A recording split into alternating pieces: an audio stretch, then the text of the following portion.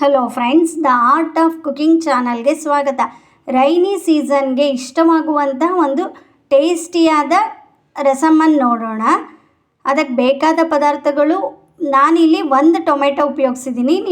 ನಿಮಗೆ ಎಷ್ಟು ಸಾರಿನ ಪ್ರಮಾಣಕ್ಕೆ ಅನುಗುಣವಾಗಿ ಉಪಯೋಗಿಸ್ಕೊಳ್ಳಿ.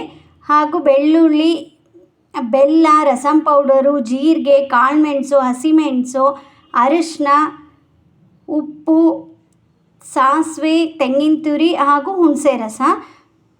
ಈಗ ಮಾಡುವ ವಿಧಾನವನ್ನು ನೋಡೋಣ. ಒಂದು ಪಾತ್ರೆಗೆ 2 ಸ್ಪೂನಷ್ಟು ಎಣ್ಣೆ ಹಾಕಿ ಸಾಸಿವೆ, ಅರಿಶಿನ ಮತ್ತು ಕರಿಬೇವು, ಟೊಮೆಟೊನ ಹಾಕ್ಕೊಂಡು ಒಗ್ಗರಣೆ ಮಾಡ್ಕೊಳ್ಳಿ. ಈ ರಸಮ್ಮು ಕೋಲ್ಡು, ಕಫ ಈ ಥರದ್ದೆಲ್ಲ ಆದಾಗ ಈ ರೀತಿಯಾದ ರಸಮನ್ನು ಮಾಡಿಕೊಂಡು ಊಟ ಮಾಡೋದ್ರಿಂದ ತುಂಬಾ ಚೆನ್ನಾಗಿರುತ್ತೆ ಹಾಗೂ ಗಂಟ್ಲಿಗೆ ಸಹ ಹಾಯಾಗತ್ತೆ. ಇದಕ್ಕೆ ಬೇಕಾದ ಒಂದು ಮಸಾಲೆಯನ್ನು ರೆಡಿ ಮಾಡ್ಕೊಳ್ಳೋಣ.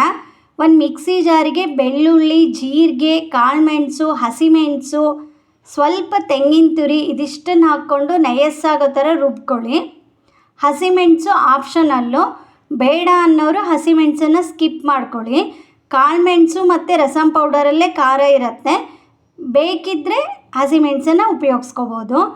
ನಂತರ ಬೆಂದಿರುವ ಟೊಮೆಟೊಗೆ ಹುಣಸೆ ರಸ ಚೆನ್ನಾಗಿ ಹಿಂಡ್ಕೊಂಡು ಅದಕ್ಕೆ ಸ್ವಲ್ಪ ಉಪ್ಪು ಮತ್ತು ಬೆಲ್ಲವನ್ನು ಹಾಕಿ ಚೆನ್ನಾಗಿ ಕುದಿಸ್ಕೊಳ್ಳಿ. ಟೊಮೆಟೊ ಸಹ ಹುಳಿ ಇರುತ್ತೆ, ಆದರೆ ಹುಣಸೆ ರಸ ಟೇಸ್ಟ್ ಚೇಂಜ್ ಇರುತ್ತೆ.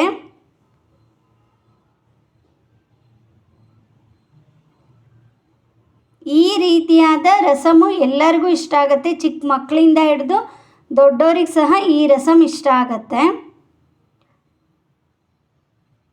ಯಾವುದೇ ಅಡುಗೆಗಾದರೂ ಸ್ವಲ್ಪ ಬೆಲ್ಲ ಉಪಯೋಗಿಸಿದ್ರೇ ಆ ಅಡುಗೆ ಟೇಸ್ಟ್ ಚೆನ್ನಾಗಿರುತ್ತೆ.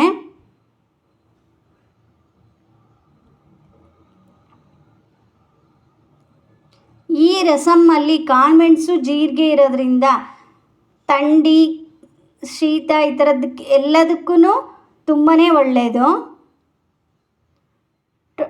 ಟೊಮೆಟೊ ಬೆಂದ ನಂತರ ನಾವು ಮೊದಲೇ ರುಬ್ಬಿಟ್ಕೊಂಡಿರುವಂಥ ಮಿಶ್ರಣ ಹಾಕಿ ನಮಗೆ ಸಾರು ಯಾವ ಕನ್ಸಿಸ್ಟೆನ್ಸಿನಲ್ಲಿ ಬೇಕೋ ಅಷ್ಟು ಪ್ರಮಾಣದಷ್ಟು ನೀರನ್ನು ಹಾಕ್ಕೊಳ್ಳಿ. ಆದಷ್ಟು ಇದು ತೆಳುವಾಗಿದ್ರೇ ಚೆನ್ನಾಗಿರುತ್ತೆ. ಇದಕ್ಕೆ ನಾವಿಲ್ಲಿ ಬೇಳೆ ಯಾವುದನ್ನು ಉಪಯೋಗಿಸ್ತಾ ಇಲ್ಲ, ಆದರೂ ಸಹ ಈ ರಸಮ್ ಟೇಸ್ಟು ತುಂಬಾ ಚೆನ್ನಾಗಿರುತ್ತೆ. ಇದನ್ನು ಅನ್ನದ ಜೊತೆಗಲ್ಲದೆ ಹಾಗೆ ಸಹ ಸೂಪ್ ಥರ ಕುಡಿಯೋಕ್ಕೆ ಸಹ ತುಂಬಾ ಟೇಸ್ಟಾಗಿರುತ್ತೆ.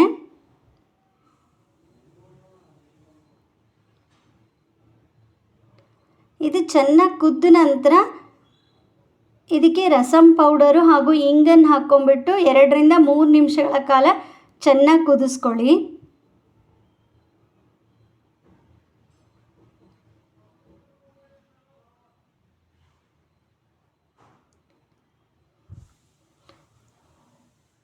ಚೆನ್ನಾಗಿ ಕುದ್ದ ರಸಮ್ಗೆ ಕೊನೆಯಲ್ಲಿ ಸ್ವಲ್ಪ ಕೊತ್ತಂಬರಿ ಸೊಪ್ಪನ್ನು ಹಾಕಿ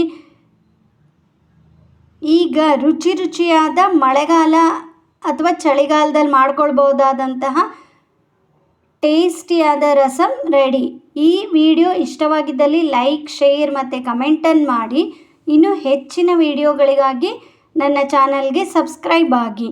thank you for watching my YouTube channel.